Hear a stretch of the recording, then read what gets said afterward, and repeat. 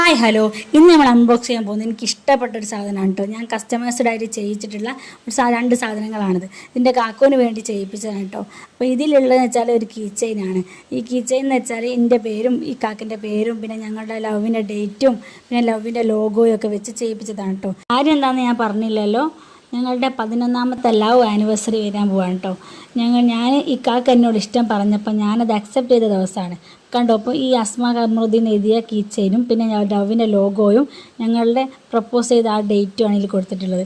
Next വന്നിട്ടുള്ളത് വേറൊരു സാധനം, നല്ല പാടുപെട്ടാൽ പൊളിക്കുന്നത്, പക്ഷേ പൊളിക്കാൻ പറ്റുന്നില്ല, അതുകൊണ്ട് നമുക്ക് കട്ട് ചെയ്യാം. കണ്ടോ, അടുത്ത വേറൊരു പാക്കിംഗ് ഉണ്ട്. ഇപ്പോൾ നല്ല സെക്യൂറായിട്ടാണ് പാക്ക് ചെയ്ത് വെച്ചിട്ടുള്ളത്. ഇതും പൊളിക്കാൻ നോക്കുന്നുണ്ട്, പക്ഷേ പറ്റുന്നില്ല, അതുകൊണ്ട് നമുക്ക് കട്ട് ചെയ്ത് തന്നെ എടുക്കാം. അങ്ങനെയല്ല, ഫൈനലി നമ്മൾ ആ സാധനം കിട്ടിയിട്ടാണ് ഒരു മഗ്ഗാണ്.